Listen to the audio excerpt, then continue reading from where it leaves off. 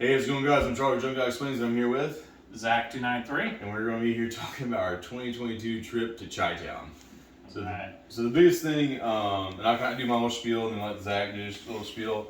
So the good news is that for this craps meet, we had 7 people, 7 bankrolls. Yep. 7 bankrolls. And I think the lowest bankroll we had was 1,000. 1,000, yeah. And then I had a bankroll of $62,000 for the first 2 hours, and then I racked back 10,000 and did a $52,000 bankroll for the rest of the weekend. And the big thing is that I guess the first day you'd be characterized as what? The sevens?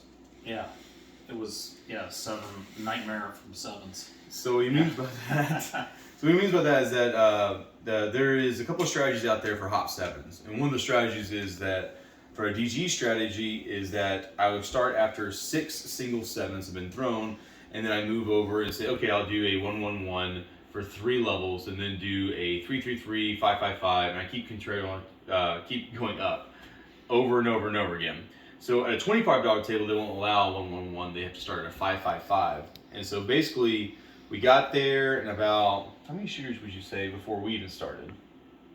It had to been. We had to probably take a lap around the table. So 7, 8 shooters. Yeah. Maybe 10 even, but 8, I would say. So we had 8 shooters with a single 7, and then Zach started on the 7 hop progression. Or Jonah Stormrider started on a hop 7. Correct. So. I got in about 10 streets, so 10 more single 7s after that. So I was around the 17 single 7s mark, or 15 to 17 singles mark. Right. And essentially the moral of the story is that in that instance, we went to how many total single 7s? 32 come out rolls where it was a single 7. Correct. And so to give you all, for instance, is that I started out at 5-5-5 for 3 levels, then to 10-10-10 for 3 levels, and I'm going to do this 5, 10, 20, 40, 80, 150. And it was the third 150. So it was a 150, 150, 150 for $450 actions on the hop 7s to get me.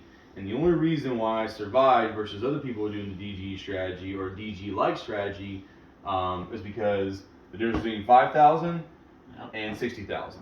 And in the sense of at that time I was up $2,000, and I think that the third level 450 is when I think when I was out of my profit and into my original bankroll.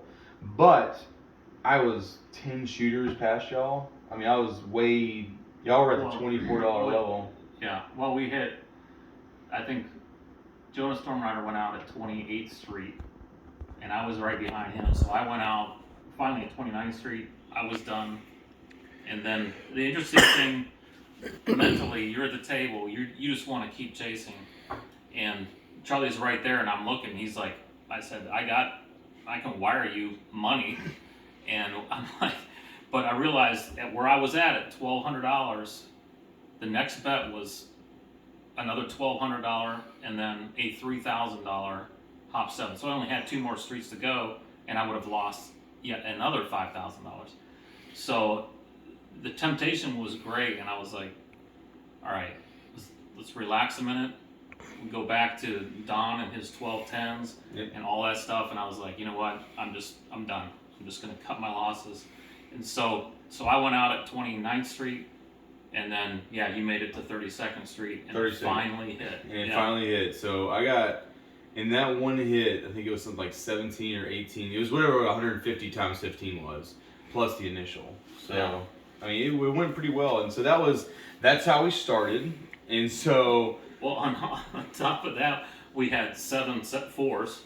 Right. You're welcome. Yeah, so this guy right here, just give you all a trip before. This guy right here, when we first get there, like this is like the first shooter, he rolls 7 4s as like the first ever like going out and doing it. And I was like, oh my god, this is gonna be one of these days. And I think the last part of that session, and I always said in the videos was like, I'm gonna get a little aggressive. And to give you from foresight, there's been videos I've put out before where I say I'm gonna be aggressive with $20,000. And I've really come to the institution like where 5,000 is my minimum. I've been playing with a little bit bigger bankrolls as of late for the last 2 or 3 years. But being overly aggressive does not equal being overly profitable. A lot of times it's a chop or it's a wash or you do a lot of back and forth. However, being a bigger bankroll proportionally gives you bigger profits, still being conservative, but you're just at a higher level. And I had to tell myself so many times this trip, like, I'm not at a $10 table to $5,000 bankroll. Proportionally with $50,000, I'm at a $100 table to $50,000 bankroll. It's proportionally the same.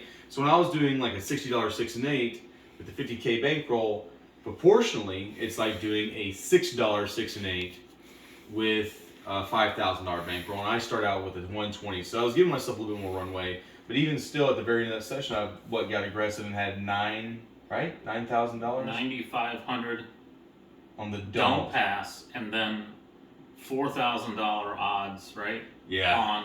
On that. What was the number? 4 probably. It had to have been a 410. Yeah. And so, that was a little bit interesting. And then Jonah Stormrider is the one who like posted that video. And then today, so to give you, for instance, also that we've been drinking from like, I don't know. What day is it? Yeah. So the day one we started drinking around like 1 and stopped at 1 or 2 a.m. And we started drinking at noon yesterday till about 2 or 3 a.m. And today we just drank. Lunch. Starting at brunch. Brunch. Oh yeah, because we had bottomless mimosas. We had bottomless mimosas, White Russians, and then we got to the casino and I had a Moscow Mule, and then on top of that we had drinks at the steakhouse. Yeah. And so hey, they did compass at steakhouse, so appreciate you, Rivers. But today was definitely a little bit conservative for everybody, so everyone played it pretty much as conservative as possible, which was good. I got a little bit more comfortable with I was just saying dropping a 0. Essentially, you're paying at a $100 level at $50,000 bankroll is proportional to a $10 level at a $5,000 bankroll. And it was fun. It really was fun until, don't worry, it has a good ending, but this guy. All of a sudden, I don't know what's going on with my rolls, but I rolled 40 rolls on my turn, and I hit. I mean, I don't even. You probably remember better than I do. Right. So in saying this, like when it comes down to, I always have a prediction, and I don't have any kind of backup data for this, but just I've noticed that long rolls always come down to 7s being thrown when the point is off. I.e., if you roll an 8 and then make the point, the puck comes off, and then they roll 7, 7, 7, 7, 7, then it's a 9 is the point. You have the same shooter, but they've rolled those 7s outside the point. And so what happened with this guy is that, and understand, like to give you a visual, half the table is don't players. So no one at this table that has like a significant bankroll is looking for numbers here. We're just looking for a 7. And he threw a 4-point, made the 4-point, right, and 7, and then hit a come out 7.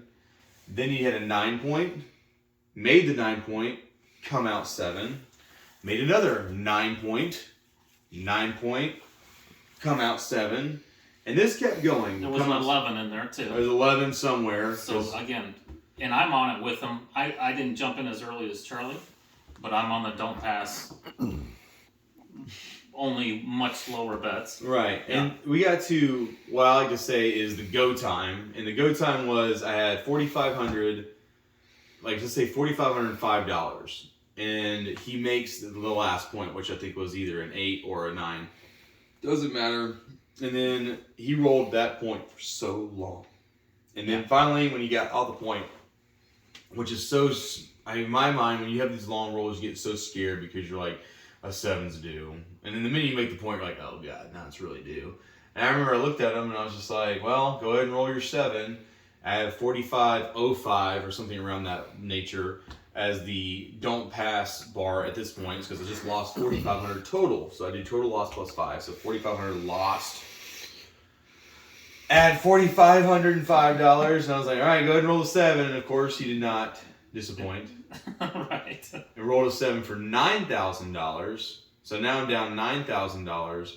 And you know what? Now thinking about the 9,000, I don't know what I did, because I followed it with $12,000. I did $12,000 in the dome. I don't know why I did 3,000 extra on top, but it was 4,500. Yeah. And then it was that. Yeah. So don't ask me why. So I had $12,000 in the dome, and then I was like, that's what happened. We sat here and rolled. You rolled another 7. I was like, all right, you rolled 7, $9,000 in the dome.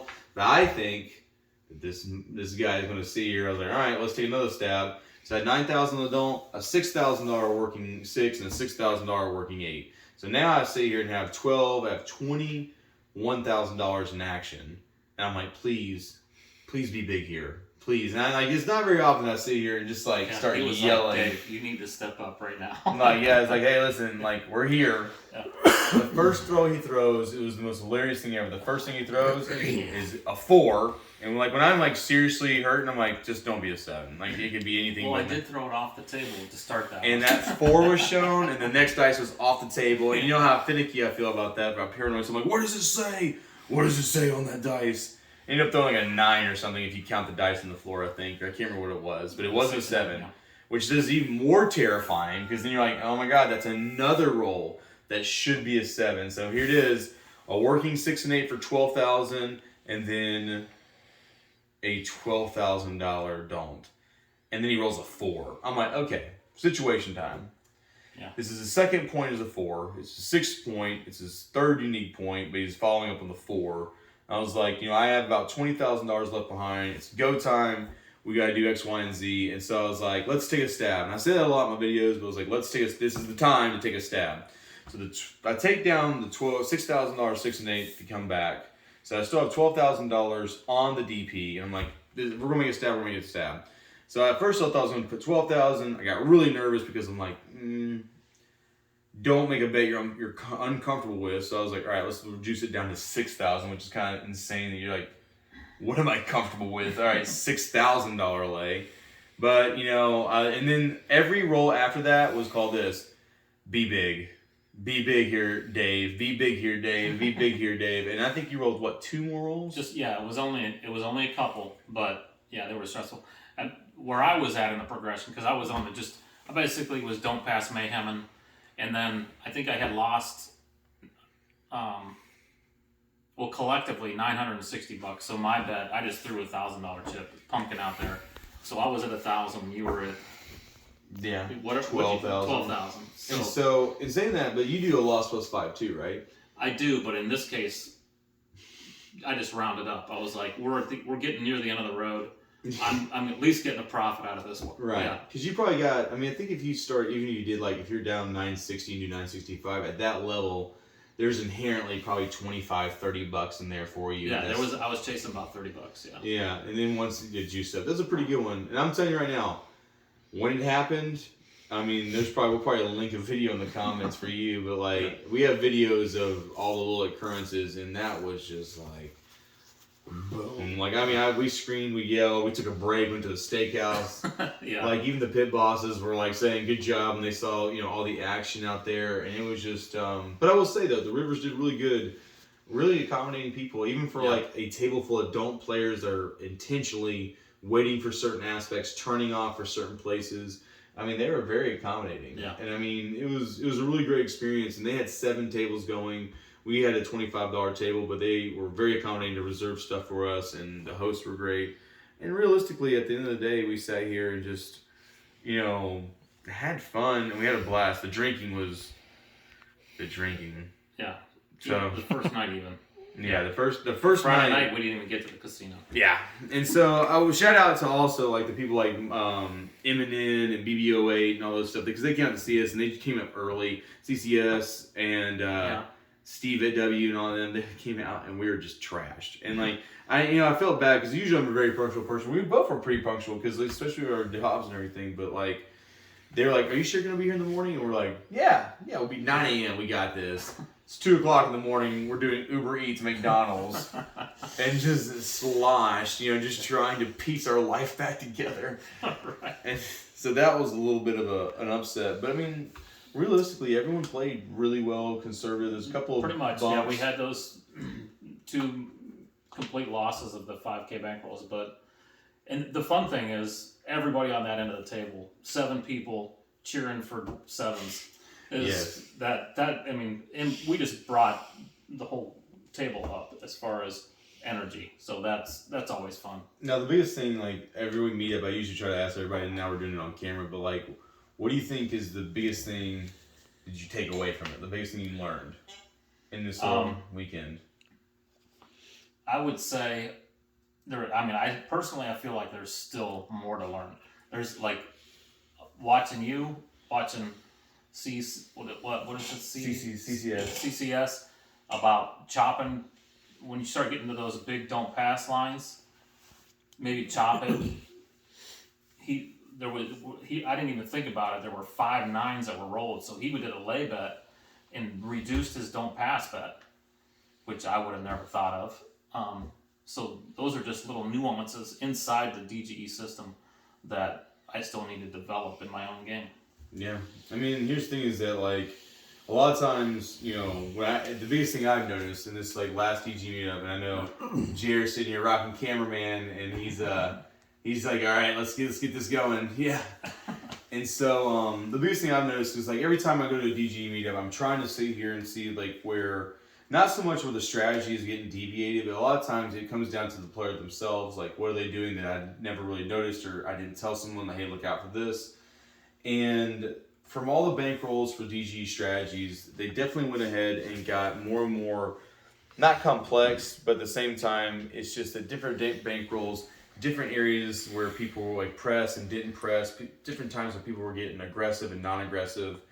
But a big thing that I noticed that I took away when talking to people, and I know this is going to sound backwards, and I want y'all to bear with me, because at the end of the day, it does make sense to me, and it might be me being drunk being drunk and not explaining it well, is that, you know, when I do the DGE system, it's about creating survivability. Like, I think that, and I use the Galaga thing over and over again, but the strategy is supposed to survive anything, not make profit. When I say that, that doesn't mean you're not going to make profit. It means that there's tons of times where $200 can turn into $20,000 as a pass line player. You can do a triple lux and get a good hit and make $50,000. There's people who've done it.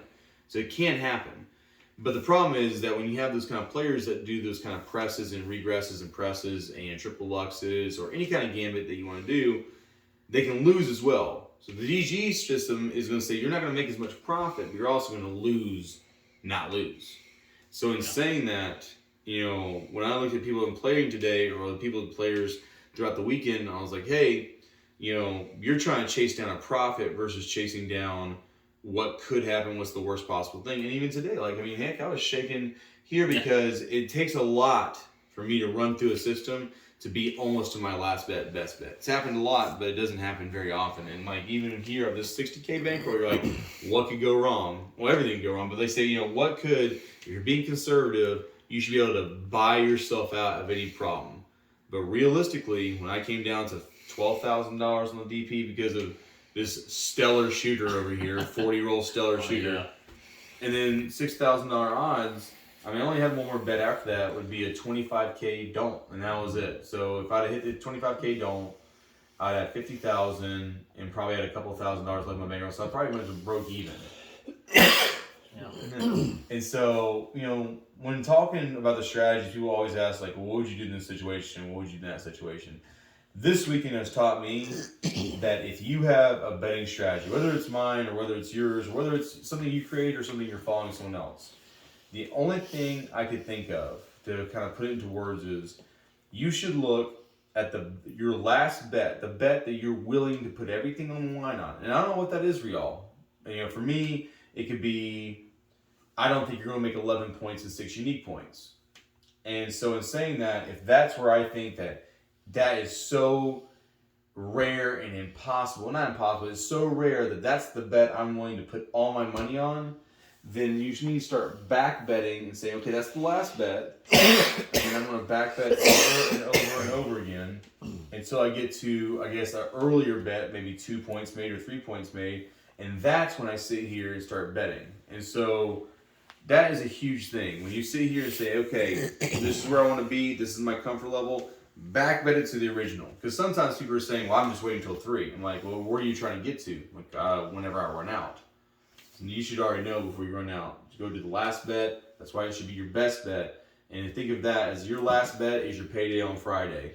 And on Monday, because you know you're getting paid on Friday, you're willing to spend a little bit of money on groceries or whatever because Friday's payday. So even when that mentality, essentially you're telling yourself, I'm taking a future profit and investing in myself at an earlier date to make that happen. And that's, you know, chasing a paycheck.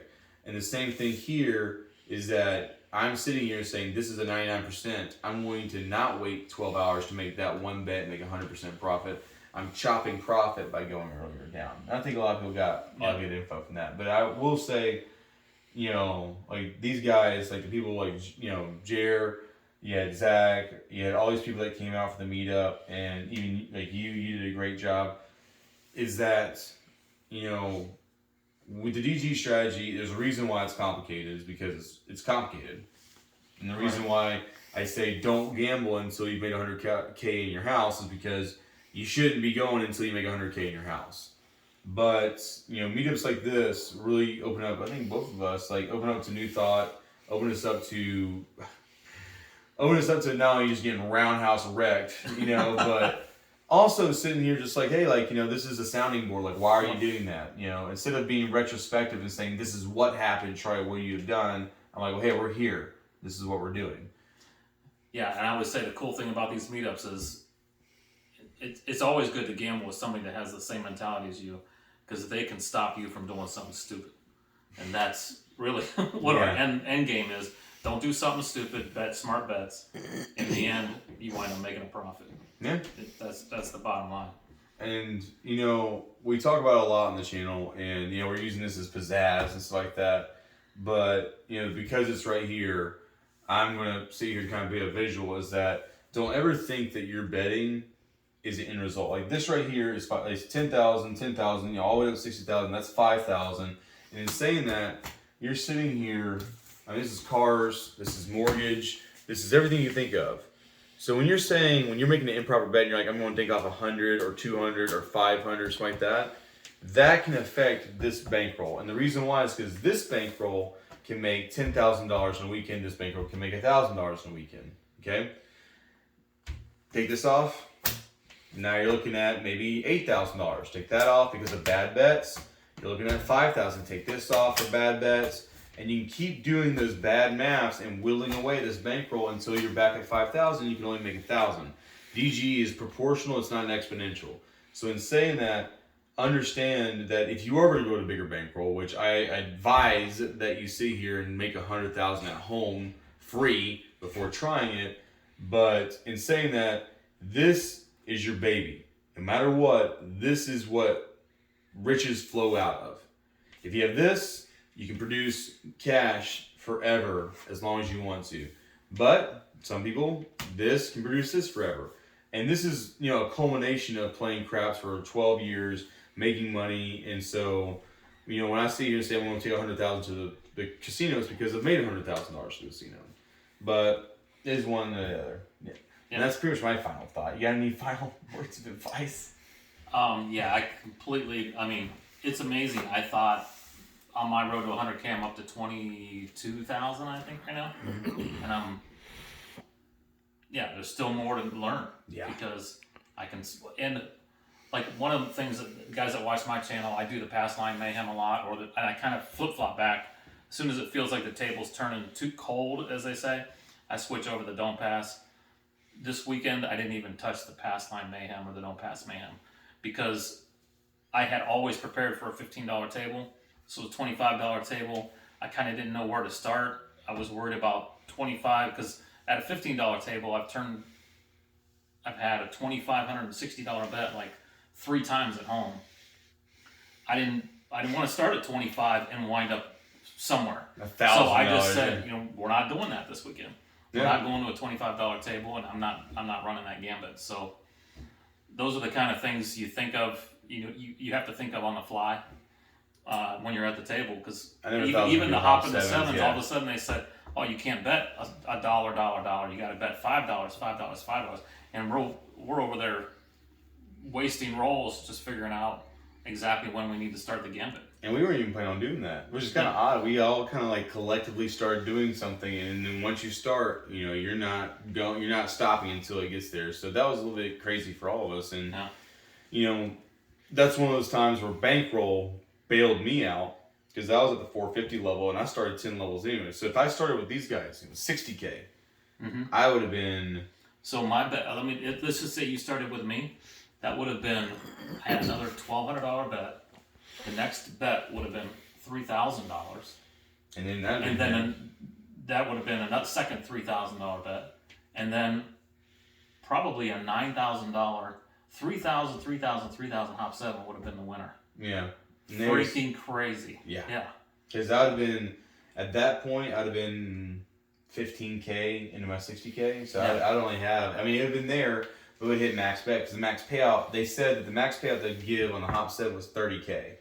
So I'd have capped myself at 2,000. So I might have had to do it twice. So, yeah. But And maybe 2,000 would have been your last bet. I don't know what after the 1,200 because I had 1,000 would have been my last bet if I got another 5K from you. Yeah. So then we went 2 more streets, so another 1,000. I don't know what the bet after that is. And do you mind if I use a visual aid with this real quick? Go right. Alright, and this is like an easy thing. I use this with chips all the time, but I mean, at the end of the day, like, let's say you're going to do I don't recommend this, but let's just say you're going to do a doubling event. 1, 2, 3, 4, 5, 6, 7, 8. And remember that's 800. We're going to eyeball this and say that's 1,000, and let's just say this is the rest of it. Okay? So once again, every time I talk about this, is that if you start a martingale, I do loss plus 5, so this should be 105. But let's just say for this, we're going to double it, like we did. Okay? So in saying this, no one likes the uncomfortable, let's just say $2,500 bet in the end. No one wants to be there. You want 5,000? I don't want to be there. So don't do it. So what I say is, they're like, well, you know, we're doing 1, 2, 3, 4, 5, 6 streets to get there. Well, I don't feel comfortable in the 6 streets. And the first thing I'd ask Zach would be like, okay, when do you feel comfortable? And he says, maybe I feel comfortable in 12 streets. And essentially, long story short, is that let's say you say 12 streets is mathematically rare to do that with. I'll say, okay, well then you say, I'm not going to bet, I'm not going to bet, I'm not going to bet, I'm not going to bet, I'm not going to bet, I'm not going to bet. So 6 streets of 0 betting. You've lost nothing. And on the 7th street, you're hitting this. 8th street, you're hitting this. 9th street, now you're right here. So where you could have been at for 6 with all your money, you're at 9 with just $400. It would go 10, 11, 12. And trust me, guys, it doesn't matter what kind of bankroll you have. It is so much fun of a craps experience to stay at this level and under by waiting versus being at this level by being aggressive. And it's, once again, it's the survivability. Because... Right. And even with you, I see you got nervous. You were like a little concerned at this level. Mm-hmm. This is where you got concerned because you're not thinking about this bet. You're thinking, crap. Yeah. I got 2 bets left. It just turns into this. Yeah. And like, look at this, and then this. Yeah. See, I'm already bankrupt right here. This had to be 5, and I take the additional 5 and put it right here. But still, 1, 2, 3, 4, 5, 6, 7, 8, 9. Now, if I waited 6, I was at 12 right here. But now at 9, I'm right here. So understand the difference is that, once again, waiting 6, 1, 2, 3, 4, 5, 6, no betting. On any street, of any betting strategy, of anything that you would want to do, just the patience of waiting. Let's just say you wait 6 on any gamut. I don't know, pick one. 1, so 7, 8, 9, 10, 11, 12, 13, 14, 15 streets. And that's the deal, is that these craps tables are built and set up to have a range. A minimum of $10, a maximum of $5, a minimum of $25, a maximum of $25,000. And that range is because they are assuming that you are betting every single time. You're starting at 0 betting and betting. What they can't account for that range is if you double that range by waiting. Now, yeah, you might miss out on a few, but you'll never lose it all. And that's a huge thing. And that's all I got. All right. You get it? I'm good, man. Hey, it's always a It was weekend. awesome, dude. Well, guys, I'm Charlie Drunk Guy Explains, and this is Zach 293. Check you later.